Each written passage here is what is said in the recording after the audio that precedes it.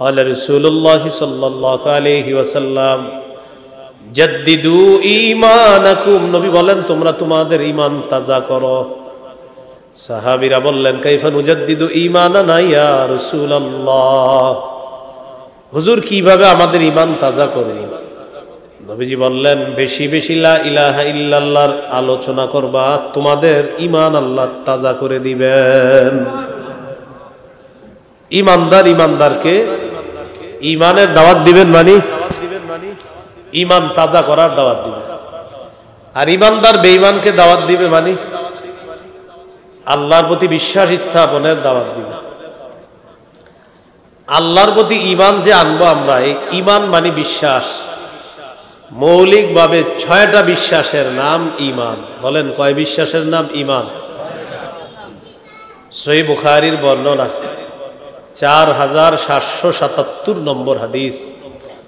জিবরিল আমিন রাসূলুল্লাহ সাল্লাল্লাহু আলাইহি সাল্লামের কাছে আসার পর প্রশ্ন করলেন মাল ঈমানু ইয়া রাসূলুল্লাহ, হুজুর ঈমান কি জিনিস জানতে চাই। فقال رسول الله صلى الله عليه وسلم الإيمان أن تؤمن بالله وملائكته وكتبه ورسله ولقائه وتؤمن بالبعث الآخر। মৌলিকভাবে 6টা বিশ্বাসের নাম হলো ঈমান। 1 নাম্বার আল্লাহকে বিশ্বাস করা, 2 নাম্বার ফেরেশতাদেরকে বিশ্বাস করা, 3 নাম্বার আল্লাহর আসমানি কিতাবগুলো বিশ্বাস করা, 4 নাম্বার আল্লাহর রাসূলদেরকে বিশ্বাস করা, 5 নাম্বার আল্লাহর সাথে সাক্ষাৎ বিশ্বাস করা, 6 নাম্বার মরণের পর আরেকটা জগৎ হবে, পুনরুত্থানের পর। এই যে পুনরুত্থান হবে এরপর জান্নাত জাহান্নাম, পরকাল বলতে একটা জগৎ আছে, টোটাল জগৎটা বিশ্বাস করা। এই 6 জিনিসের নাম হলো ঈমান। এই 6 জিনিসের নাম কি? ঈমান। তো এই ঈমান, এই ঈমানের প্রতি দাওয়াত দেওয়া। আমাদের মাঝে অনেক আছে ঈমানদার, কিন্তু হে যে ঈমানদার না, হ্যাঁ নিজেও জানে না। যেমন অনেক ঈমানদার আছে আমাদের দেশেও, যারা শুধু কোরআন মানে, হাদিস মানে না। কি মানে? শুধু কোরআন মানে, কি মানে না? হাদিস অস্বীকার করে। কবরে যে আযাব হবে এটা অস্বীকার করে। কবরে আযাব হবে এটা অস্বীকার করে কারা? হাদিস অস্বীকারী কোরআনের গবেষকরা। কিন্তু হেতু কোরআনও গবেষণা করে না, এই জন্য কোরআনে পায় না। গবেষণা করতে করতে 24 নম্বর পারা এখনো আসে নাই, তো এই জন্য কবরের আযাব যে কোরআনেও আছে এই কথা কিন্তু কোরআনেও আছে। তো গবেষক সাহেব মনে করেন কথার কথা একটু পড়ছে, বইটাই ফতুয়া দিয়ে দিল কবরের আযাব বলতে কিছু নাই। তো আপনি 24 পারায় গবেষণা করতে করতে যাইতেই হতো। 24 নম্বর পারায় যেই মাত্র আপনি যাবেন তখন গবেষক সাহেব দেখবেন, পেয়ে যাবেন আপনি যে কবরে যে আযাব হবে এইটা কোরআনেও আছে। তো আমি আবার ভালো ধারণা রাখি, ধারণা থেকে বলি এখনো গবেষণা 24-এ আসেনি। আইসা গেলে আল্লাহ জানে কি কইব তখন। 24 নম্বর পারা 11 নম্বর পৃষ্ঠা, সূরা গাফির বা সূরা মুমিনের 45 নম্বর আয়াত, 46 নম্বর আয়াত। এই 46-47 এই আয়াতের মধ্যে আল্লাহ তাআলা বলেন, সূরা মুমিন বা সূরা গাফির 24 নম্বর পারা 11 নম্বর পৃষ্ঠা 46 নম্বর আয়াতে আল্লাহ বলেন আন্নারু ইউরাদুনা আলাইহা গুদুওয়া ওয়া আশিয়া।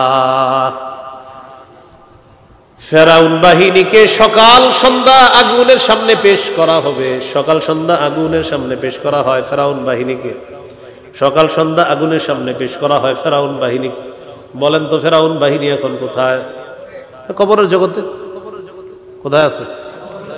আল্লাহ তাআলা বলেন ফেরাউন বাহিনীকে সকাল সন্ধ্যায় আগুনের সামনে পেশ করা হয়। ওয়ায়াউমা তাকুমুস সাআ, যেদিন কিয়ামত কায়েম হবে সেদিন আল্লাহ তাআলা বলবেন আদখিলু আলা ফিরআউনা আশাদ্দাল আযাব, ফেরাউন বাহিনীকে কঠিন থেকে কঠিন আযাবের মধ্যে প্রবেশ করাও। তো কিয়ামতের আগ পর্যন্ত তারা কোন জগতে আছে? কবরের জগৎ। বলেন কোন জগতে আছে? কবরের জগতে আছে। এই কবরের জগতে সকাল সন্ধ্যা আগুনের সামনে তাদেরকে রাখা হয়। তো কবরে না বলে আযাব নাই, তাহলে আগুন করতে আসবে? তো এই হলো আপনার ইমানদার। হ্যাঁ বলে যে আমি আল্লাহ বিশ্বাস করি, তো কবরে আযাব অবিশ্বাস করি, পরকালের এটাই তো অবিশ্বাস করলো, তাহলে ঈমান হলো না। আল্লাহ আমাদের সকলকে সঠিকভাবে ঈমান, এই ঈমান তাজা করে ঈমানের দিকে যেন অন্যকে আহ্বান করতে পারি। আল্লাহ তৌফিক দান করেন। এই গেল দাওয়াতের আবিধানিক পারিভাষিক অর্থ। শায়েখ খিজির রহমতুল্লাহি আলাই বলেন, মৌলিকভাবে 4টি বিষয়ে মানুষকে উৎসাহিত করার নাম দাওয়াত দেওয়া। বলেন, কয় জিনিসের প্রতি উৎসাহিত করার নাম দাওয়াত? হাসসুন নাসি আলাল খায়রি ওয়াল হুদা ওয়াল আমরি বিল মারুফ ওয়ান নাহি আনিল মুনকার। হেদায়েতের প্রতি উৎসাহিত করা, কল্যাণের প্রতি উৎসাহিত করা, সৎ কাজের আদেশের প্রতি উৎসাহিত করা, অসৎ কাজের নিষেধের প্রতি উৎসাহিত করার নাম হলো দাওয়াত দেওয়া। আমি আপনাদেরকে বললাম হেদায়েতের উপর অটল থাকার জন্য চেষ্টা করবেন, এটা দাওয়াত। আমি আপনাদেরকে বললাম কল্যাণের উপর অটল থাকার চেষ্টা করবেন, এটা দাওয়াত। আমি বললাম সৎ কাজের আদেশ করবেন, এটা দাওয়াত। আমি বললাম অসৎ কাজের নিষেধ করবেন, এটা দাওয়াত। বুঝে আসছেন? এই হলো পারিভাষিক অর্থ। তাহলে গেল দাওয়াতের আবিধানিক পারিভাষিক অর্থ। যিনি দাওয়াত দিবেন মুবাল্লিগ, ইসলাম প্রচারক, তাবলীগের কাজ করবে। এ আমাদের সবার জন্য এখন জানতে হবে দাওয়াতের ধারাক্রম কিভাবে শুরু হলো। সূরা আরাফের 65 নম্বর আয়াতে আল্লাহ বলেন, ওয়া ইলা আদিন আখাহুম হুদা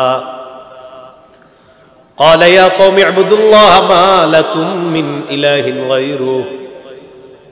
আল্লাহ তাআলা বলেন, আদ জাতির নিকট হুদ নবীকে প্রেরণ করলাম, তিনি তাদেরকে দাওয়াত দিলেন, হে আমার সম্প্রদায়, তোমরা আল্লাহর ইবাদত করো, তিনি ছাড়া কোনো ইলাহ নাই। সূরা আরাফের 73 নম্বর আয়াতে আল্লাহ বলেন, ওয়া ইলা সামুদ আখাহুম সালিহা ফাকালা ইয়া কওমি ইবুদুল্লাহ মা লাকুম মিন ইলাহিন গায়রুহু। সামুদ জাতির নিকট তাদের ভাই সালেহ আলাইহিস সালামকে প্রেরণ করলাম। সালেহ নবী তার জাতিকে দাওয়াত দিলেন, হে আমার সম্প্রদায়, তোমরা আল্লাহর ইবাদত করো, তিনি ছাড়া কোনো ইলাহ নাই। সূরা আরাফের 85 নম্বর আয়াতে আল্লাহ বলেন, ওয়া ইলা মাদিয়ানা আখাহুম শুআইবা। মাদিয়ানবাসীর কাছে শুআইব নবীকে আমি প্রেরণ করলাম। শুআইব নবী তাদেরকে দাওয়াত দিলেন, ইয়া কওমি ইবুদুল্লাহ, হে আমার সম্প্রদায়, তোমরা আল্লাহর ইবাদত করো, তিনি ছাড়া কোনো ইলাহ নাই। এটা দাওয়াত, ইবাদত করো, এটা দাওয়াত। তিনি ছাড়া ইলাহ নাই, ইবাদত করো আল্লাহর। এটা কি বলেন তো? দাওয়াত। এইভাবে আস্তে আস্তে ঈসা নবী পর্যন্ত সবাই দাওয়াত দিচ্ছে। ঈসা আলাইহিস সালাতু ওয়াস সালামের পরে লম্বা একটা গ্যাপ হয়েছে। সর্বশেষ নবী হিসাবে মুহাম্মদ সাল্লাল্লাহু আলাইহি সাল্লামকে আল্লাহ দুনিয়াতে পাঠিয়েছেন। সূরা মাঈদার 67 নম্বর আয়াতে আল্লাহ বলেন, ইয়া আইয়ুহার রাসূলু বাল্লিগ মা উনজিলা ইলাইকা মির রাব্বিক ওয়া ইল্লাম তাফআল ফামা বাল্লাগতা রিসালাতা। নবী, আপনি তাবলীগ করেন, আপনার কাছে যা নাজিল করা হয়েছে তা আপনি প্রচার করে দেন, অন্যের কাছে আপনি প্রচার করে দেন, পৌঁছায়া দেন। ওয়া ইল্লাম তাফআল, আপনি যদি তাবলীগের কাজ না করেন, প্রচারের কাজ না করেন, ফামা বাল্লাগতা রিসালাতা, আপনি আল্লাহর পক্ষ থেকে যে দায়িত্ব পেয়েছেন, এই দায়িত্ব আপনি সঠিকভাবে পৌঁছান নাই বলে বিবেচিত হবেন। তাবলীগ করেন, প্রচার করেন, দাওয়াত দেন ইসলামের। নবীজি সাল্লাল্লাহু আলাইহি সাল্লাম গোপনে দাওয়াতের কাজ করতে লাগলেন। সূরাতুশ শুআরা একটা আয়াত আল্লাহ নাজিল করলেন, ওয়াআযির আশীরাতাকাল আকরাবিন। আল্লাহ তাআলা বলেন, আপনি আপনার নিকট আত্মীয় যারা, তাদেরকে আপনি ভীতি প্রদর্শন করেন, জাহান্নামের ভয় দেখান। আয়াত নাযিল হওয়ার পর আল্লাহর নবী সাফা পাহাড়ে উঠলেন। সাইদা রাসূলুল্লাহ সাল্লাল্লাহু আলাইহি ওয়াসাল্লাম আলা সাফা। নবীজি সাফা পাহাড়ের উপর উঠলেন। উঠার পর মক্কার কুরাইশদের বিভিন্ন এলাকার নাম ধরে ধরে আল্লাহ নবী তাদেরকে ডাকতে লাগলেন। ওইটা বুখারীর বর্ণনা, 4770 নম্বর হাদিস। সাফা পাহাড়ের উপর উঠছে, ওইটা ডাকতে লাগলেন জাতিকে, ইয়া বানি ফিহরিন ইয়া বানি আদিয়িন ও বানি ফিহির ও বানি আদি লিবুতুনি কুরাইশ। কুরাইশের বিভিন্ন এলাকার নাম ধরে ধরে ডাকতে লাগলেন।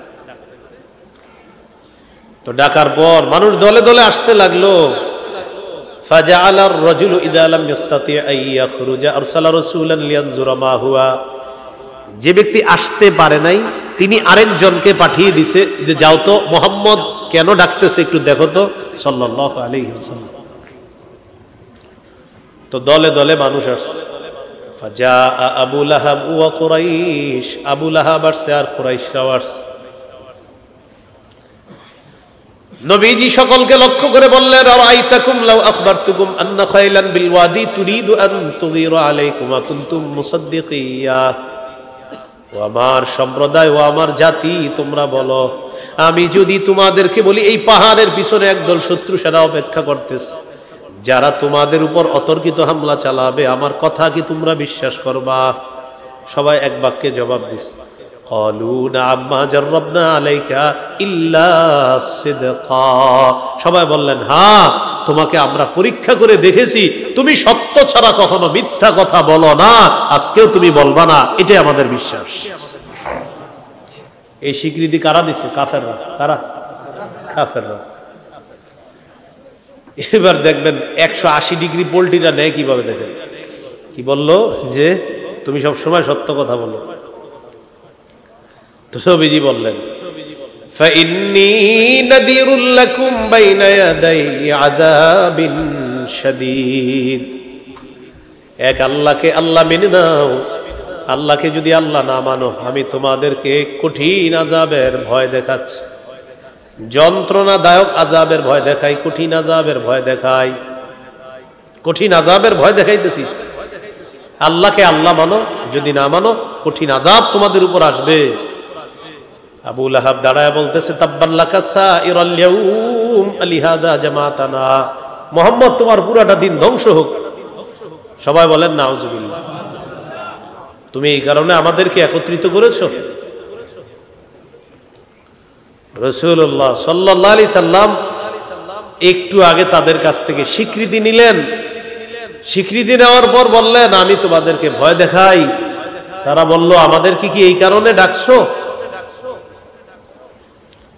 তুমি ধ্বংস হও। এই কথা যখন বলছে, আল্লাহ তাআলা আয়াত নাজিল করে দিলেন, তাব্বাত ইয়াদা আবি লাহাবি ওয়া তাব। আমার নবী ধ্বংস হবে না, আবু লাহাবের দুই হাত ধ্বংস হোক, সে নিজেও ধ্বংস হোক। এই হলো রাসূল সাল্লাল্লাহু আলাইহি সাল্লাম প্রকাশ্যে দাওয়াতের কাজ করা শুরু করলেন। প্রকাশ্যে দাওয়াত দিতে দিতে আল্লাহ রাসূল সাল্লাল্লাহু আলাইহি সাল্লাম দাওয়াতের কাজ করলেন। নবীজির পরে আর কোনো নবী দুনিয়াতে হবে না। কি বললাম? নবীজির পরে আর কোনো নবী দুনিয়াতে হবে না। আল্লাহ পাঠাবেন না। নবীর পরে আর কোনো নবী নতুন করে হবে না। নতুন করে কোনো নবী হবে না। বাংলাটা মুখস্থ রাখেন, নতুন করে আর কোনো নবী হবে না। কি হবে না? কোনো নবী হবে না, এটা বলবেন। বলবেন নতুন করে কোনো নবী হবে না, এটা বলবেন সবসময়।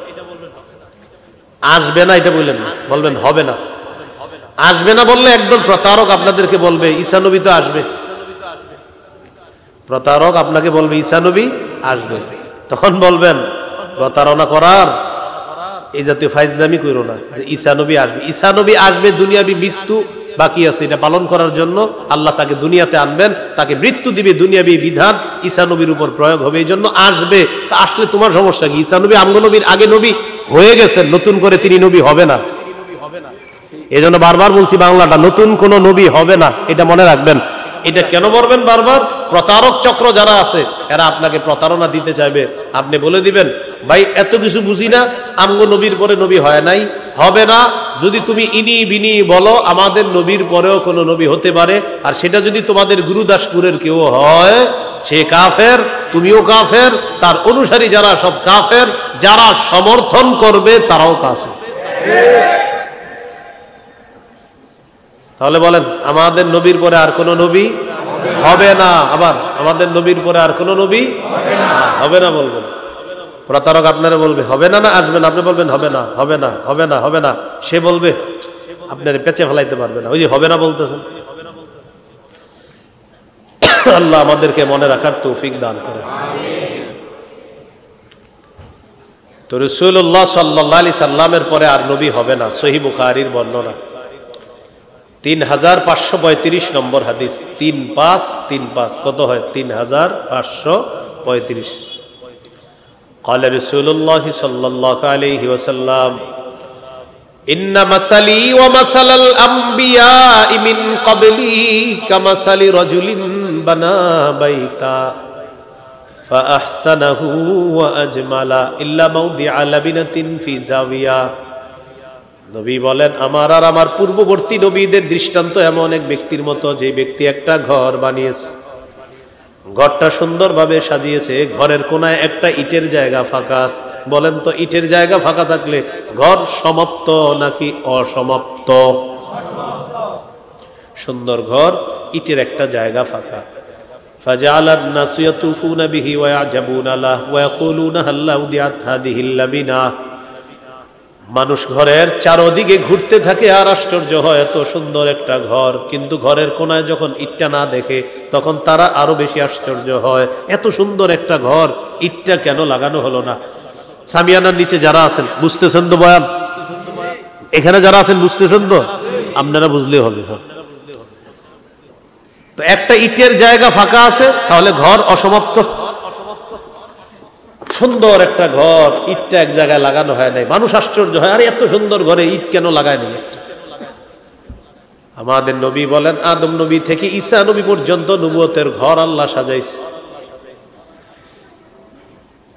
ঘর আল্লাহ সাজানোর পর একটা ইটের জায়গা ফাঁকা, মানি নবী বলেন, আনাল লাবিনা, আমি হলাম সেই ইট।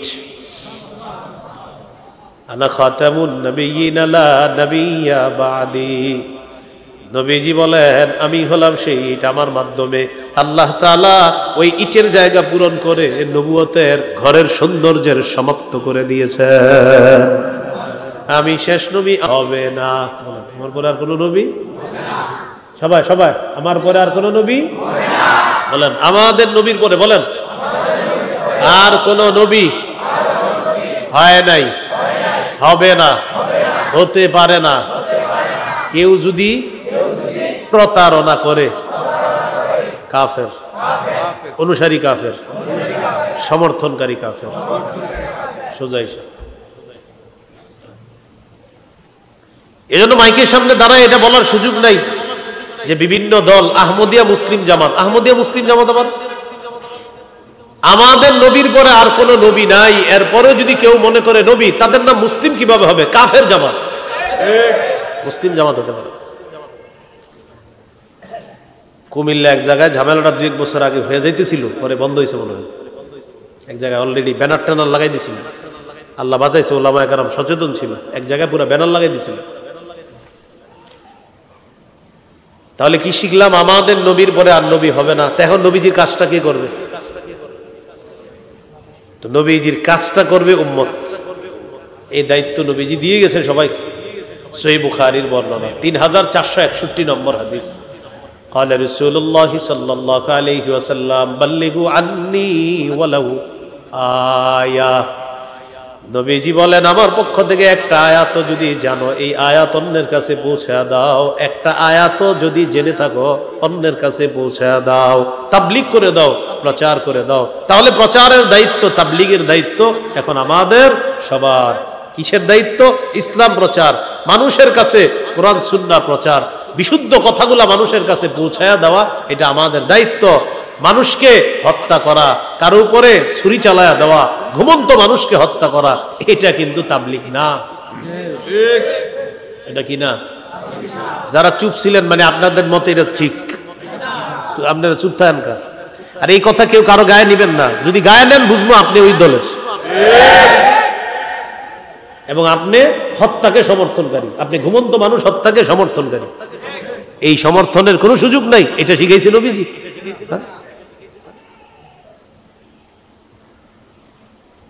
তো রাসূলুল্লাহ সাল্লাল্লাহু আলাইহি সাল্লাম দায়িত্ব দিছে, দাওয়াতের কাজ, এখন তাবলীগ প্রচারের কাজ সবার। তো এই প্রচারটা আমরা সবাই করতে হবে। এখন এই প্রচার করব কেন? আল্লাহ তাআলা সূরা আলী ইমরানের 110 নম্বর আয়াতে বলে দিয়েছেন, কারণ তোমরা শ্রেষ্ঠ উম্মত, তাই প্রচারের কাজ তোমাদের। সুবহানাল্লাহ। আল্লাহ তাআলা বলেন, কুনতুম খায়রা উম্মাতিন উখরিজাত লিন-নাস তা'মুরুনা বিল মা'রুফি ওয়া তানহাউনা আনিল মুনকার। আল্লাহ বলেন, তোমরাই হলা শ্রেষ্ঠ জাতি, তোমাদেরকে মানুষের কল্যাণের জন্য বের করা হয়েছে।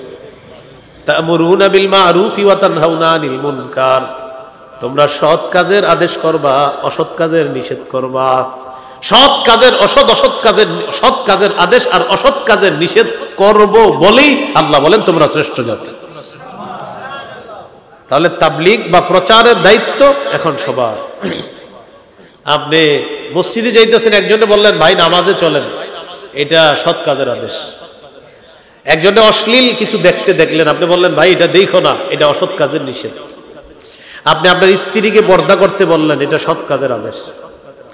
আপনি কাউরে রাস্তায় দেখলেন এমন একটা পোশাক পরে সে চলতেছে যেটা ইসলামী পোশাক না, তাকে বললেন এই পোশাক পরাটা অন্যায়, এটা অসৎ কাজ থেকে নিষেধ করলেন। এটাই তাবলীগের কাজ, এটাই দাওয়াতের কাজ, এটা প্রচারের কাজ। এই কাজটা এখন আমাদের সবার করতে হবে। আমাদের সমাজের মধ্যে সৎ কাজের আদেশ থাকলে অসৎ কাজের নিষেধ নেই। অসৎ কাজের কি নেই? নিষেধ। সৎ কাজের আদেশ আছে খুব বেশি, কিন্তু অসৎ কাজের নিষেধ একদম নাই। রমজান মাসে মাশাআল্লাহ সবাই রোজা রাখি, যারা দিনের বেলা দোকান খোলা রাইখা বিরিয়ানি বেচে, বিরিয়ানি বিক্রি করে, এই মানুষটারে বন্ধ করছেন কয়জন? এটা হলো অসৎ কাজের নিষেধ। রমজান মাসে মাশাআল্লাহ ভাই রোজা রাখেন, এই সওয়াব, ইফতারি খাওয়াইলে এই সওয়াব, পানি খাওয়াইলে এই সওয়াব, কিন্তু যারা দোকান খোলা রাইখা বিরিয়ানি বেচতেছে সারাদিন, এটা বন্ধ করছি কয়জন? এটা অসৎ কাজের নিষেধ। ভাই সবাই নামাজ পড়েন, সৎ কাজের আদেশ। আর চা দোকানের সামনে যে ঘন্টার পর ঘন্টা টেলিভিশনটা চলতেছে, কয়দিন বলছেন ভাই টেলিভিশন এতক্ষণ তুমি চালাও না, তুমি জাতিকে নষ্ট করতেছো, এটা কয়দিন বলছেন? এটা যদি বলতে না পারেন তো অসৎ কাজের নিষেধের কাজ করছি না আমরা। তাহলে কি শিখলাম? সৎ কাজের আদেশ সবাই করি। দেখবেন এই রাস্তা দিয়ে যাইতেছি, আমরা দেখতেছি যে 10 জন মানুষ দাঁড়ায় দাঁড়ায় সিনেমা দেখতেছে, আমরা কিন্তু বলতেছি না ভাই দেখেন না, এটা বলি ভাই নামাজে চলো। মানে সৎ কাজের আদেশটা সহজে করি, আর অসৎ কাজ যারা করতেছে পাশ দেওয়া যায়, হ্যাঁ দেখলে দেখুক আমার কি না। তো বলছিলাম আমাদের মধ্যে সৎ কাজের আদেশ আছে, অসৎ কাজের নিষেধ নাই। আমরা শ্রেষ্ঠ দুই কাজে, সৎ কাজের আদেশ, অসৎ কাজের নিষেধ, এটার শর্তে আল্লাহ বলছে তোমরা শ্রেষ্ঠ। সহিহ বুখারীর বর্ণনা, ক্বালা রাসূলুল্লাহ সাল্লাল্লাহু আলাইহি ওয়াসাল্লাম, মান রাআ মিনকুম মুনকারান ফালইয়ুগাইয়িরহু বিয়াদিহি ফাইন লাম ইসতাতি ফাবিলিসানিহি ফাইন লাম ইসতাতি ফাবিকলবিহি। তোমাদের মধ্যে কেউ যদি অপছন্দনীয় কাজ দেখে, খারাপ কাজ দেখে, সে যেন হাত দিয়ে বাধা দেয়, হাত দিয়ে না পারলে জবান দিয়ে বাধা দেয়। ফাইন লাম ইসতাতি ফাবিকলবিহি, জবান দিয়ে যদি না পারে অন্তর দিয়ে কি করবে? সবাই বলেন। এটা ছোটবেলা থেকে জানি, কি করবে? আজকে নতুন একটা শিখেন, ছোটবেলা থেকে তো এটাই জানি, কি করবে? অন্তর দিয়ে। বলেন আমার সাথে, অন্তর দিয়ে ঘৃণা করার পাশাপাশি প্ল্যান করবে কিভাবে এই, বলেন কিভাবে এই আকাম বন্ধ করা যায়। হ্যাঁ, প্ল্যান করতে হবে। অন্তর দিয়ে ঘৃণা মানে অন্তরে প্ল্যান করতে হবে যে তোরে আজকে একা পারি নাই, দাঁড়া, এই প্ল্যান করতে হবে। বৈশা বৈশা 10 জন তৈরি করতে হবে, এরপরে অসৎ কাজে গিয়ে বাধা দিতে হবে। অন্তরে ঘৃণা করা মানে ঘৃণা কইরা আপনি শুয়ে রয়েছেন, বিসমিল্লাহি আল্লাহুম্মা বিসমিকা আমুতু আহিয়া, না, এটা অন্তর দিয়ে ঘৃণা করা না। অন্তর দিয়ে ঘৃণা করার পাশাপাশি প্ল্যান করা, বৈশা বৈশা আমি একা পারলাম না, দাঁড়াও কি করা যায়। এই প্ল্যান করা মানে অন্তর দিয়ে ঘৃণা করা। এই জন্য তো বলছে কলব। আর এই কথাটা আমিন হিসাব শিখেছি, সুবহানাল্লাহ। মুফতি আমিনী রহমতুল্লাহ আলাইহি এই অংশটা ক্লাসে বলছে। আমি হুজুরের বুখারীর সরাসরি ছাত্র না, ফতোয়া বিভাগে হুজুরের কাছে পড়ছি, কিন্তু বুখারী আপনার ওই 6 মাস গিয়ে পিছনে ক্লাসে বসছি, মানে আমি ছাত্র হিসাবে বসি নাই, আমি দাখিল পরীক্ষা দেওয়ার পরে লম্বা গ্যাপ পাইছি, ওই গ্যাপের সময় গিয়ে হুজুরের ক্লাসে বসতাম। এই তখন হুজুর ক্লাসে বলছিলেন যে অন্তর দিয়ে ঘৃণা করা মানে অন্তর দিয়ে প্ল্যান করতে হবে এটা কিভাবে বন্ধ করা যায়। আমি হুজুরের ছাড়া আর কারো মুখে শুনি না এই কথাটা। তো রাসূলুল্লাহ সাল্লাল্লাহু আলাইহি সাল্লাম বলেন, ওয়াযালিকা আদআফুল ঈমান, এটা ঈমানের সর্বনিম্ন শাখা, এটা ঈমানের সর্বনিম্ন স্তর, এই প্ল্যান করা বৈশা বৈশা। তাহলে হাত দিয়ে বাধা দিব, পারি নাই, মুখ দিয়ে পারি নাই, অন্তর দিয়ে। অন্তর দিয়ে ঘৃণা মানে ঘুমায় থাকা না, প্ল্যান করা কিভাবে এটা বন্ধ করা।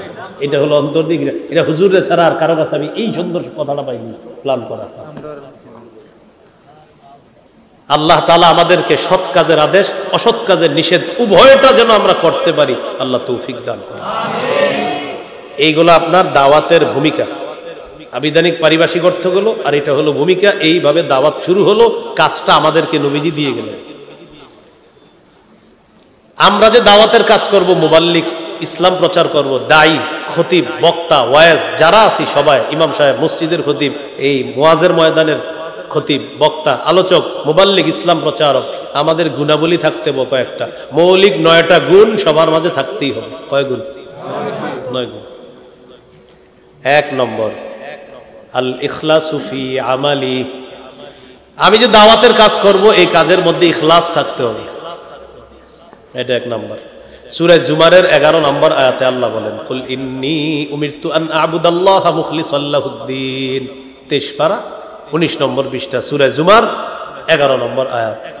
আল্লাহ তাআলা বলেন, কুল নবী আপনি বলেন, ইন্নী উমিরতু আন আ'বুদাল্লাহা মুখলিসাল লাহুদ্দিন, আমাকে আদেশ করা হয়েছে আমি যেন আমার রবের ইবাদত করি ইখলাসের সাথে। দাওয়াত এটা একটা ইবাদত, দাওয়াত এটা একটা ইবাদত, এই ইবাদতটা ইখলাসের সাথে করতে হবে।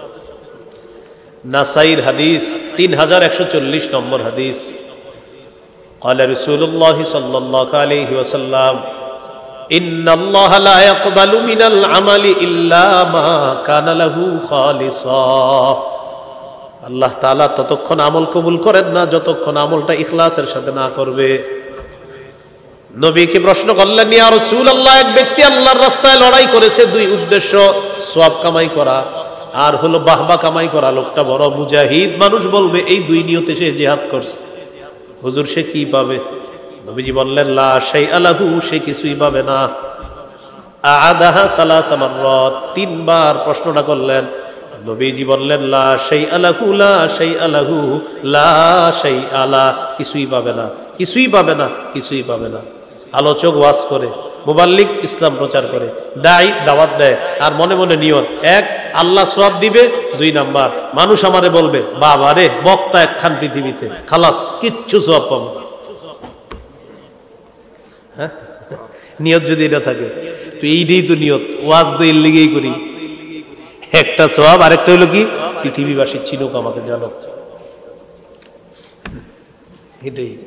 এইটা মানে আমার মতো যারা আছে মনে হয় বেশিরভাগের এই নিয়ত, হয়তো ভালো আছে অনেকে, কিন্তু এইরকমই নিয়ত মনে হয়। আমি কিন্তু কাউরে উদ্দেশ্য করতেছি না, আমারই বলতেছি, এইগুলোই মনে হয় নিয়ত, পুরা দুনিয়াবাসী চিনুক আমাকে। নবীজি বলেন, কিচ্ছু পাবে না, কিচ্ছু পাবে না, কিচ্ছু পাবে না। তাহলে মুবাল্লিগ, দায়ী, ইসলাম প্রচারকের 1 নাম্বার ইখলাস, 2 নাম্বার আইয়া আতাকিদা আন্নাহু ওয়ারিসুন ফি দাওয়াতিহি ইলাল্লাহ লিনাবিয়িহি মুহাম্মাদিন সাল্লাল্লাহু আলাইহি ওয়াসাল্লাম, যিনি দাওয়াত দিবেন, যিনি ইসলাম প্রচার করবেন, এই বিশ্বাস করতে হবে আমি আল্লাহ নবীর একজন প্রতিনিধি হয়ে জাতির কাছে নবীর কথাগুলা পৌঁছে দিচ্ছি, আল্লাহর কথাগুলা, নবীজির কথাগুলা, নবীদের ওয়ারিস হিসাবে আমি আপনাদের সামনে প্রচার করছি, এই বিশ্বাস থাকতে হবে, এই বিশ্বাস রাখতে হবে। হাদিসের একটা কিতাব আছে সহিহুল জামে, কিতাবের 2700 নম্বর হাদিস। বিদায় হজে নবীজি বলেন, ক্বালা রাসূলুল্লাহ সাল্লাল্লাহু আলাইহি ওয়াসাল্লাম, নবীজি বলেন, ইন্না রাব্বাকুম ওয়াহিদ, তোমাদের রব একজন, ওয়া ইন্না আবাকুম ওয়াহিদ, তোমাদের পিতা একজন, তোমাদের রব একজন, তোমাদের পিতা একজন। আলা লা ফাদলা লি আরাবিয়্যিন আলা আজমিয়্যিন ওয়ালা লি আজমিয়্যিন আলা আরাবিয়্যিন ওয়ালা লি আহমার আলা আসওয়াদা ওয়ালা লি আসওয়াদা আলা আহমার ইল্লা বিত্তাকওয়া।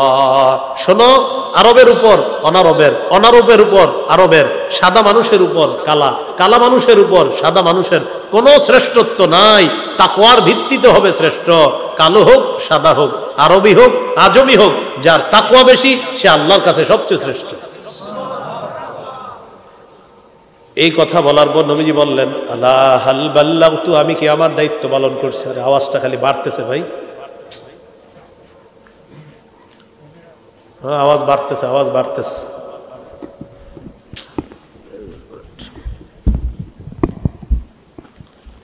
রাসূলুল্লাহ সাল্লাল্লাহু আলাইহি সাল্লাম বলেন, আমি কি আমার, ভাই আপনারা এই আওয়াজ দিয়েন না, আমার কুমিল্লা অনেক আনেন, আওয়াজ এতগুলা দিয়েন না কিন্তু উপরে। আবার বলতেছি, পিছন থেকে 2টা মাইক দিয়েন, বারবার কতগুলা ভিডিও আছে এই বিষয়ে, কেন আপনারা মাইকগুলা ঠিক করেন? এই দুগুলা আওয়াজ দিয়ে পুরো ভরায় ফেলে, আওয়াজ দেন না, আওয়াজ তো আমি সহ্য করতে পারি না, তো আমার দাওয়াত দিয়েন না, আমার দাওয়াত দিয়েন না, আওয়াজ নিয়ন্ত্রণ করেন, দাওয়াত দিয়েন, আওয়াজ নিয়ন্ত্রণ পারবেন না, আমারে দাওয়াত দিয়েন না আল্লাহর রাস্তায়। আর কিভাবে বুঝাবো? 3-4টা ভিডিও আছে, আওয়াজ এরকম হইলে আমি বয়ান করবো না। এরপরে আসার পর ইচ্ছা মতো খালি মাইক বাড়াইতে থাকে, মেজাজটা এমন খারাপ লাগে, খালি মাইক বাড়াইতে থাকে।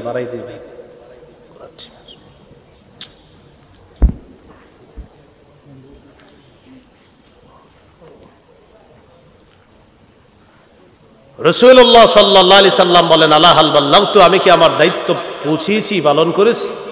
সবাই বললেন, হ্যাঁ, আপনি আপনার দায়িত্ব পৌঁছিয়েছেন, পালন করেছেন। এই কথা বলার পর নবীজি বললেন, শোনো, আলা ফাল্লিবাল্লিগিশ শাহিদুল গায়বা, তোমরা যারা উপস্থিত আছো, অনুপস্থিতদের কাছে আমার এই দাওয়াত, আমার এই মিশন তোমরা পৌঁছায় দিও। এখান থেকে কি শিখলাম? আমাদেরকে নবীজি দায়িত্ব দিয়ে গেছেন, এই দায়িত্ব এখন আমরা পালন করতে হবে। এই দায়িত্ব প্রত্যেকে পালন করা উচিত। আল্লাহ রসুলের একটা বাণী যা আমরা জানলাম, এই কথা আরেকজনের কাছে পৌঁছায় দেওয়া, এটা বিদায় হজে নবী দায়িত্ব দিয়ে গেছেন। এখন এই দায়িত্ব পালন করার সময় প্রত্যেক ওয়াজ, খতিব, মুবাল্লিগের ভিতরে এটা আসতে হবে যে আমি আমার কথাগুলা বলতেছি, আমি নবীর একজন ওয়ারিস হিসাবে কথা বলবো। এখন বলেন, আধা ঘন্টা মিথ্যা কথা বলে আপনাদেরকে হাসাইলাম, এটা কোন ওয়ারিসের কাজ? এটা কোন ওয়ারিসের কাজ বলেন? আধা ঘন্টা মিথ্যা কথা বললাম আর খালি হাসলেন, হাসতে হাসতে সকালে বললেন কালকে একখান বক্তা আইছে রে আমাদের। এটা কোন ওয়ারিসের কাজ আমাকে বলেন? সবাই খুশি হয়েছে। এখানে আপনারা যদি 1000 মানুষ থাকেন, আমি যদি 1 মিনিট বয়ান করে চলে যাইতাম, এই 1000 মানুষ 1 মিনিট করে যোগ করলে কয় হাজার মিনিট হয়? 1000 মিনিট। আল্লাহ আমাকে জিজ্ঞাসা করতেন, আমার 1000 বান্দা তোমার বয়ান শুনছে 1 মিনিট, এইবার 1 মিনিটের হিসাব দাও। তা আমি তো ভাববো 1 মিনিট তো ব্যাপার না। আল্লাহর কাছে 1 মিনিট মানে এই প্রত্যেকের 1 মিনিট, অর্থাৎ 1000 মিনিটের হিসাব দিতে হবে। 10 মিনিট বয়ান করলে 10,000 মিনিটের হিসাব দিতে হবে, কারণ আপনার একজনের 10 মিনিট, 1000 জনের হলো 10,000 মিনিট। এই 10,000 মিনিটের হিসাব আমাকে দিতে হবে। আমি জাতির সামনে বলে কি বলছি?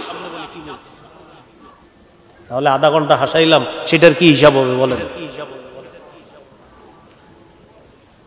এই জন্য তিরমিজির বর্ণনা 2616 নম্বর হাদিস, রাসূলুল্লাহ সাল্লাল্লাহু আলাইহি সাল্লাম বলেন, হাল ইয়াকুব্বুন নাসা ফিন নারি আলা ওয়ুজুহিহিম আও আলা মানাখিরিহিম ইল্লা হাসাইদু আলসিনাতিহিম।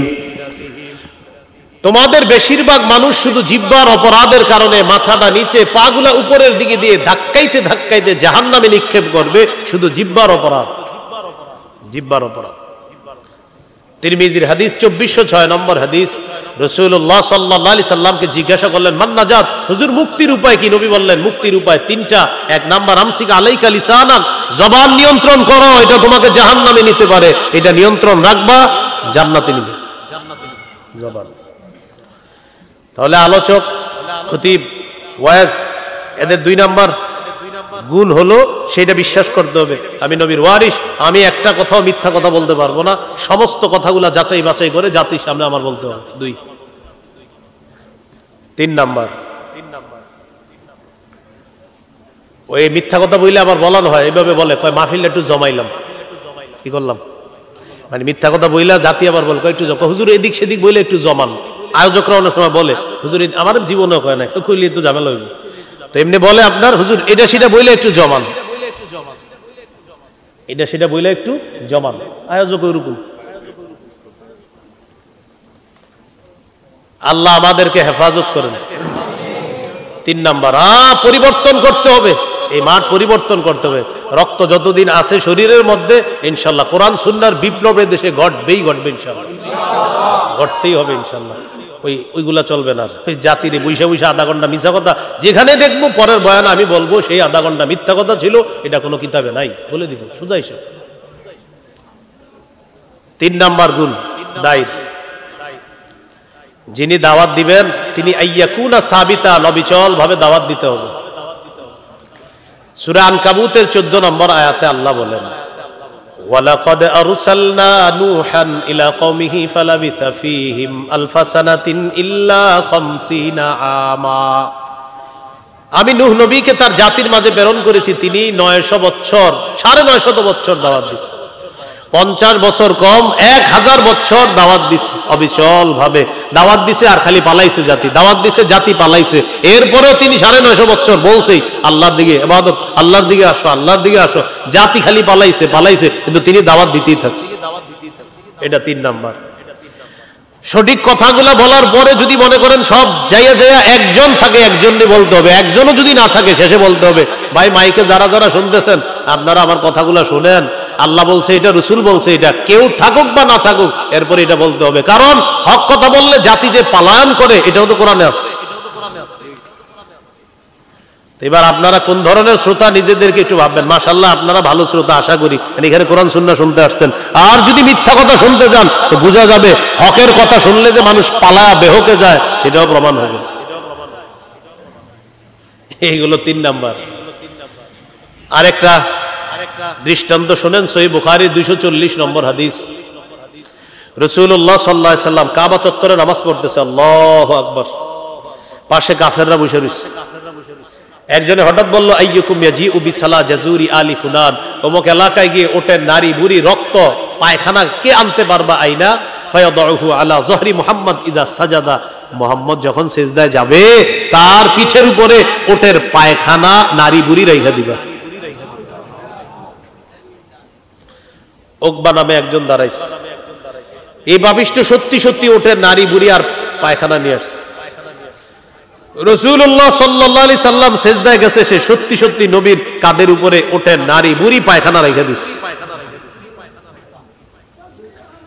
রেখে দেওয়ার পর কাফেররা একজন আরেকজনের উপর হাসতে হাসতে ফেটে পড়তেছে, একজন আরেকজনের উপর হাসতে হাসতে এইভাবে পড়তেছে আর বলতেছে, দেখ দেখ মুহাম্মদরে কেমন দেখা যায়, এইভাবে হাসতেছে, একজন আরেকজনের উপরে পড়তেছে। আমাদের নবীজিকে নিয়ে এইভাবে হাসাহাসি করতেছে। রাসূলুল্লাহ সাল্লাল্লাহু আলাইহি সাল্লাম এই জাতীয় অত্যাচার সহ্যের পরেও তিনি দাওয়াত অবিচল ভাবে দিতেই থাকলেন। তিনি ঘরে বাইরে, এমনকি মক্কার বাহিরে গিয়ে তায়েফের ময়দানেও তিনি দাওয়াত দিয়েছেন, সেখানেও রক্তাক্ত হয়েছিলেন। এ হলো 3 নাম্বার, আইয়াকুনা সাবিতা, অবিচল ভাবে দাওয়াত দিতে হবে। অনেক সময় আলোচকরা আলোচনা করার সময় পাশের কেউ এসে বলে, হুজুর আপনি এই বিষয় ছাড়া আরেক বিষয় বলতে পারেন না, মানে মনে করেন সুদের ওয়াজ করতেছে হুজুরে, আয়েশা সুদ করে বলবে, হুজুর আপনার আর কোনো বিষয় নাই তো, আল্লাহ সুদের আয়াতটা কেন বলছে কোরআনে সেটা বলেন। তুমি বলতেছে, ভাই আমি তো সুদের আয়াত বলছি, আমি তো সুদের হাদিস বলছি, কেন আপনি এটা ছাড়া আর কোনো বিষয় ছিল না? এটা বইলা কথার কথা মাইক টেনে নিল। এই মাইক টেনে নেওয়াটা আবু জাহেলের স্বভাব। আর ওই আলোচক এই বিষয়টা ধৈর্য ধারণ করে অবিচল থাকা, এটা হলো নবীদের গুণ। এই যে উনি সহ্য করে আছে অবিচল ভাবে, ওনার এটা বলার পরও বেচারা চুপচাপ বিষয়টা মেনে নিতেছে, এটা নবীদের গুণ।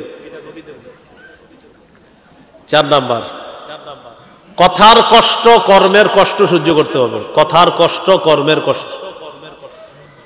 সূরা আনআমের 34 নম্বর আয়াতে আল্লাহ বলেন, ওয়ালাকাদ কুযযিবাত রুসুলুম মিন ক্বাবলিকা ফাসাবারু আলা মা কুযযিবু ওয়া উযু হাত্তা আতাহুম নাসরুনা। আপনার পূর্বের রাসূলদেরকে মিথ্যাবাদী বলা হয়েছে, হাবিব আপনি কষ্ট নিয়েন না, আপনাকেও জাতি মিথ্যাবাদী বলতেছে, একটু ধৈর্য ধারণ করেন। অতীতের নবীদেরকে আমার সাহায্য তাদের কাছে আসছে, আপনার কাছেও আমার সাহায্য আসবে। কথার কষ্ট সহ্য করতে হবে। আরেকটা হলো কর্মের কষ্ট। কর্মের কষ্ট যেমন সহিহ বুখারীর 4852 নম্বর হাদিস, রাসূলুল্লাহ সাল্লাল্লাহু আলাইহি সাল্লাম কাবা চত্বরে আছে, ওই পাপিষ্ঠটা আসছে, ওই যে নবীর কাঁধের ভিতরে ওটের নারী বুড়ি পায়খানা দিছে। আয়েশা কি করছে দেখেন, নবীজির গলার মধ্যে চাদর পেঁচাইছে, চাদর, নবীজির গলায় চাদর পেঁচাইছে, চাদর এইভাবে চাদর পেঁচাইছে, এইভাবে চাদর পেঁচাইছে, চাদর পেঁচায়া 2 দিক থেকে টান দিছে, চাদর পেঁচা নবীজির গলায় চাদর পেঁচায়া টান দিছে 2 দিক থেকে, ফাঁসি দিয়ে নবীরে মেরে ফেলবে টান দিছে। নবীজির আপনার মুখ থেকে কথা বের হইতেছে না, ওই যে গলায় ফাঁস লাগছে, কথা বের হইতেছে। আবু বকর সিদ্দিক রাদিয়াল্লাহু তাআলা দৌড়ে আসছে, আসার পর আবু বকর সিদ্দিক তাকে ধাক্কা মারছে, ওই পাপিষ্ঠটাকে, আর বলতেছে, আতাকতুলুনা রাজুলান আইয়াকুলা রাব্বি আল্লাহ, একটা মানুষকে এই কারণে হত্যা করবা যে বলে আমার রব আল্লাহ, আর তিনি তোমাদের কাছে স্পষ্ট প্রমাণও নিয়ে এসেছেন, তো একটা মানুষকে এই কারণে হত্যা করবা? নবীজি এর পরেও দাওয়াতের কাজ অব্যাহত রেখেছেন। এই কর্মের কষ্ট এটা সহ্য করার পরেও আল্লাহর দিকে দাওয়াত গতি আরো বাড়ায় দিয়েছে। এলো 4 নাম্বার বৈশিষ্ট্য। দায়ীর 5 নম্বর বৈশিষ্ট্য আইয়ু আমিলান নাস আলা কদরি উকুলিহিম, জাতিকে দাওয়াত দেওয়ার সময় জাতির মস্তিষ্ক বুঝার চেষ্টা করতে হবে। আলোচক তো মস্তিষ্ক বুঝার চেষ্টা করে আবার মিথ্যা কথা বলা যাবে না, সঠিক কথা বলতে হবে কিন্তু মস্তিষ্ক অনুযায়ী। যেমন সহিহ বুখারীর 126 নম্বর হাদিস, নবীজির মন চায় কাবাটা ভেঙে সংস্কার করে কাবায় 2টা দরজা লাগাবে, এক দরজা দিয়ে মানুষ প্রবেশ করবে আর এক দরজা দিয়ে মানুষ বের হবে, এটা নবীর মন চায়, কিন্তু নবীজি করতেছে না। কেন? আম্মাজান আয়েশা সিদ্দিকা রাদিয়াল্লাহু তাআলা আনহাকে বললেন, আয়েশা লাউলা কওমুকি হাদিসুন আহদুহুম লানাকাতুল কাবা, তোমার জাতি যদি নতুন মুসলমান না হতো আমি কাবা ঘর ভাঙতাম, ওয়াজালতু লাহা বাবাইন, 2টা দরজা আমি রাখতাম। তোমার জাতি যদি নতুন মুসলমান না হতো আমি কাবা ভাঙতাম, ভেঙে 2টা দরজা বানাইতাম। ইয়াদখুলুনা ফীহি ওয়া বাবুন ইয়াখরুজুনা মিন, এক দরজা দিয়ে মানুষ প্রবেশ করবে আর এক দরজা দিয়ে বের হবে। আয়েশা আমি এটা কেন করি না জানো? মানুষ নতুন মুসলমান হয়েছে, আমি যদি এই মুহূর্তে কাবা ভেঙে দরজা বানাই তারা বলবে হ্যাঁ আমাদের কাবা আমরা বানাইলাম কত সুন্দর করে, আর উনি এখনই এটা ভাঙতে গেছে। তাদের আকলে এখন ঝামেলা করবে, এই জন্য তাদের আকলের কারণে আমি নবী স্টপ রইলাম। নবীজি কিন্তু মন চাইতেছে আমি 2টা দরজা দিব, কিন্তু ওই যে জাতি ঝামেলা করবে এই জন্য নবী অফ রইলেন। এটা হিকমা, এটা কৌশল, এটাকে বিচক্ষণতা বলে, এটা নবীজির হিকমত, প্রজ্ঞা, কৌশল। আল্লাহ রাসূল জাতির বিবেক বুঝার পর নবীজি একটা কাজ করতে মন চাইতেছে এরপরও করে না, এটার নাম কৌশল। এলো 5 নম্বর বৈশিষ্ট্য। 6 নম্বর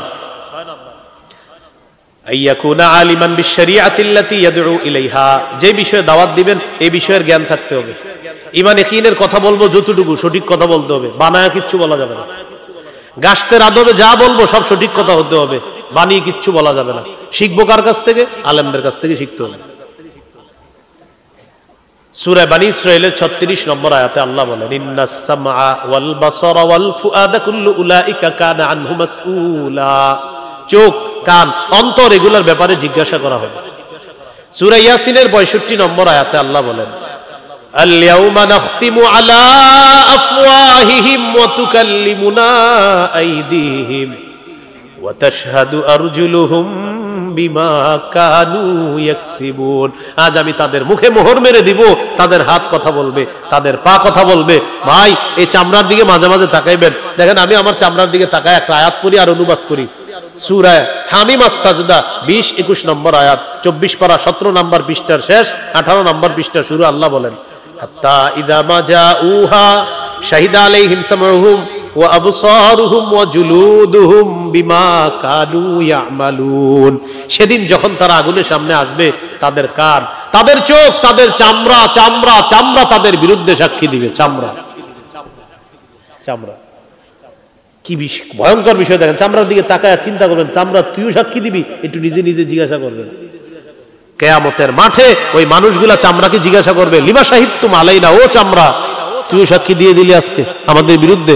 চামড়া জবাব দিবে আনতাকানাল্লাহুল্লাযী আনতাকা কুল্লা শাই, যে আল্লাহ সবকিছুকে কথা বলাইতে পারে চাইলে ওই আল্লাহ আমি চামড়ার বাক শক্তি দিয়েছে কথা বলার জন্য, তাই তোমার বিরুদ্ধে এখন কথা বলতেছি। তাহলে যে বিষয়ে আমি দাওয়াত দিব এই বিষয়ে জ্ঞান থাকতে হবে, যেটা আমি জানি না এমন বিষয় না বলা। 7 নাম্বার, যিনি দাওয়াত দিবে, যাদেরকে দাওয়াত দিবে তাদের কল্যাণ কামনা করতে হবে। আমি এখান থেকে চলে যাওয়ার পরেও আপনাদের কল্যাণ কামনা করতে হবে আমার, আমি যেখানে থাকি দুনিয়ার। এটা 7 নাম্বার বৈশিষ্ট্য মুবাল্লিগের, ইসলাম প্রচারকের। এখন আপনারা একটু বলেন, আমি বলছি না আপনি কোন দলের অনুসারী, রাত 3টা-4টা বাজে মানুষ মেরে লওয়া, এটা কোন ধরনের কল্যাণ কামনা? বলেন এটা কোন ধরনের কল্যাণ কামনা? দেখেন আপনারা কেউ কোন দলের অনুসারী এটাও আমি জানি না, খালি এটা বলেন এটা কোন ধরনের কল্যাণ কামনা? 3টা-4টায় মানুষরে মারা। ধরে নেন আপনি কোন একটা দলেরই অনুসারী, কিন্তু এটা বলেন এটা কোন ধরনের কল্যাণ কামনা? আপনি না মুবাল্লিগ, আপনি না দায়ী, আপনি না ইসলাম প্রচারক, আপনি কোন ধরনের কল্যাণ কামনা করেন? সহিহ বুখারীর 57 নম্বর হাদিসে রাসূল সাল্লাল্লাহু আলাইহি সাল্লামের সাহাবী জারীর ইবনে আব্দুল্লাহ বলেন বায়াতু রাসূলুল্লাহি সাল্লাল্লাহু আলাইহি ওয়াসাল্লাম আলা ইকামিস সালাতি ওয়া ইতাইজ যাকাত ওয়ান নুসহি লিকুল্লি মুসলিম। জারীর ইবনে আব্দুল্লাহ বলেন আমি আল্লাহ নবীর কাছে বায়াত হলাম এই মর্মে নামাজ কায়েম করব, যাকাত আদায় করব, আর সমস্ত মুসলমানের কল্যাণ কামনা করব, সব মুসলমানের কল্যাণ কামনা করব, এই মর্মে নবীর কাছে আমি বায়াত হয়েছি। এই জন্য ভাই আমরা সবার কল্যাণ কামনা, আমরা এখনো দোয়া করি সবাই এক হয়ে ওলামায়ে কেরামের কথা মেনে নিয়ে তাদের তত্ত্বাবধানে যেন চলতে পারে, আল্লাহ তৌফিক দান করে। বলতে পারেন হুজুর আলেমদের কেন মানতে হবে, কেন? এক দুইজন আলেম ভুল করতে পারে, লাখ লাখ আলেম ভুল করবে না, এটা নিশ্চিত থাকেন। সেটা আপনার বুঝে আসুক না আসুক, এটাই মেনে নেওয়া সৌভাগ্যের লক্ষণ, মেনে না নেওয়া পথভ্রষ্টতার লক্ষণ। ব্যাস।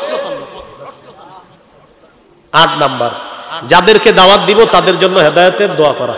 এই যে আপনাদের সামনে আমি ওয়াজ করতেছি, আমি যেখানে থাকবো দুনিয়ার, আমি আপনাদের সবার জন্য দোয়া করতে হবে, আল্লাহ আমি দুনিয়াতে যাদের সামনে বসলাম, যারা আমার সামনে বসছে, আল্লাহ আমাদের সবাইকে হেদায়েতের উপর রাখেন, জান্নাতে একসাথে দেখা করাই দিন। যেখানে থাকবে দোয়া করতে হবে। এটা 8 নাম্বার।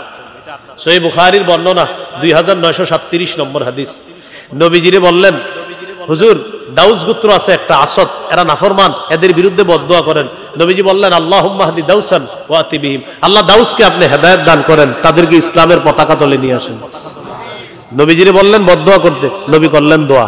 নবী আপনি তাদের বিরুদ্ধে বদদোয়া করেন, নবীজি দোয়া করলেন, আল্লাহ এরা বলে দাউসের বিরুদ্ধে বদদোয়া করতে, আল্লাহ আমি দোয়া করতেছি দাউস গোত্রকে আপনি হেদায়েত দিয়ে দেন, তাদেরকে ইসলামে নিয়ে আসেন। তাহলে যিনি দায়ী, যিনি মুবাল্লিগ, যিনি ইসলাম প্রচারক, যিনি দাওয়াত ও তাবলীগের কাজ করবে, তার 8 নাম্বার গুণ হবে তিনি হেদায়েতের দোয়া করতে হবে। 9 নাম্বার গুণ, যিনি দায়ী হবে, যিনি মুবাল্লিগ, যিনি বক্তা আলোচক হবেন, তিনি যা বলবে সেই অনুযায়ী নিজেও আমল করতে হবে। আমি আপনাদেরকে নামাজের ওয়াজ করলাম, মনে করেন না আমি যদি মাগরিব না পড়ি বিষয়টা কেমন হলো, মানে মাগরিবের পরে ওয়াজ আছে, এই আলোচনা ধরার জন্য চিন্তা করলাম মাগরিবটা যদি পড়তে যাই ওয়াজটা ধরা যাইব না, তাহলে কি করা যায়? ওয়াজ না ধরলে পকেটটাও একটু কেমন হবে না হবে, এটা একটা বয়ান মিস হয়ে গেলে এটা কি কেমন হয়? যাওয়ার হবে, যাই ওয়াজে যাই, হবে না। ওয়াজ একটা মিস হোক, নামাজ মিস হওয়ার সুযোগ নেই। মাহফিলে আপনারা আবার রাগ করে ফেলছেন, হুজুর ওয়াজ মিস যেন না, ফাইজলামি পাইছেন, ওয়াজ ওয়াজ ওয়াজ আপনার ধরতে গিয়ে নামাজ পড়বে না, এটা কোন? নামাজ পড়তে হবে। মাহফিলে বেচারা হয়তো 1 ঘন্টার জায়গায় আধা ঘন্টা কথা বলবে, একটু কি হয়তো মানুষ 2-4টা কথা বলবে, বলো নামাজ ছেড়ে দেওয়ার তো কোনো সুযোগ নেই। সূরা সফের 2-3 নম্বর আয়াতে আল্লাহ বলেন, ইয়া আইয়ুহাল্লাযীনা আমানু লিমা তাকুলুনা মা লা তাফআলুন, ও ঈমানদারগণ এমন কথা কেন বলো যা তোমরা নিজেরা করো না। কাবুরা মাকতান ইনদাল্লাহি আন তাকুলু মা লা তাফআলুন, যা করো না তা বলা এটা আল্লাহর কাছে গুরুতর অপরাধ, এটা অনেক বড় অপরাধ। সূরা সফি 2 নম্বর 3 নম্বর আয়াত 28-10 নম্বর পৃষ্ঠা। তো দেখেন আল্লাহ তাআলা বলে দিলেন যা করো না তা বলা এটা গুরুতর অপরাধ। সূরা বাকারা 44 নম্বর আয়াতে আছে, আতা'মুরুনান নাসা বিল বির ওয়া তানসাউনা আনফুসাকুম, মানুষকে কল্যাণের আদেশ করো আর নিজেদেরকে তোমরা ভুলে যাও। মানুষকে সৎ কাজের আদেশ করো, নিজেদেরকে ভুলে যাও, এটা কেমন কথা? আল্লাহ বলেন এটা না, নিজেরাও করবা, অন্যদেরকে করতে বলবা। একটি হাদিস বলি, মন দিয়ে শুনেন। নবীজি বলেন, রাআইতু লাইলাতান উসরিয়া বি রিজালান, আমি মেরাজের রাতে একদল মানুষ দেখলাম, তুখরাজু শাফাহুহুম বিমাকারিজা মিনান নার, যাদের জিহ্বা ঠোঁটগুলা আগুনের কেচি দ্বারা কাটা হচ্ছে, আগুনের কেচি দ্বারা কাটা হচ্ছে। আমি জিবরিল আমিনকে জিজ্ঞাসা করলাম এরা কারা? জিবরিল আমিন বললেন, হাউলাই খুতাবাউ উম্মতি, হুজুর এরা আপনার উম্মতের বক্তাগণ। সোজা অনুবাদ, এরা আপনার উম্মতের বক্তাগণ, আপনার উম্মতের বক্তারা এরা। আল্লাযীনা ইয়া'মুরুনা আন-নাসা বিল বিররি ওয়া ইয়ানসাউনা আনফুসাহুম, এরা ওই বক্তারা যারা মানুষকে সৎ কাজের আদেশ করত আর নিজেদেরকে ভুলে যেত, নিজেরা সৎ পথে চলতো না। এরা তারা হুজুর, এরা তাদের এই জিহ্বা আর ঠোঁট কিয়ামত পর্যন্ত এইভাবে কাটতে থাকবে। তাহলে 9 নাম্বার, যা বলবো তা করতে হবে। মনে থাকবেনি কথাগুলো ইনশাআল্লাহ। এই হলো আপনার কয়টা বিষয় বলছি আজকে মোট বলেন তো? মোট বলা হয়েছে 3টা বিষয়, আবিধানিক, পারিভাষিক অর্থ। 2 নাম্বার বলছিলাম দাওয়াতের ধারাক্রম, কিভাবে দাওয়াতটা আমাদের পর্যন্ত আসছে। 3 নাম্বার, আমরা যারা দাওয়াত দিব আমাদের কি বৈশিষ্ট্য থাকতে হবে। দাওয়াত দেওয়ার ক্ষেত্রে আমাদের একজন লিডার থাকতে হবে, আমির সাহেব। কি থাকতে হবে বলেন না, কি থাকতে হবে? আমির সাহেব।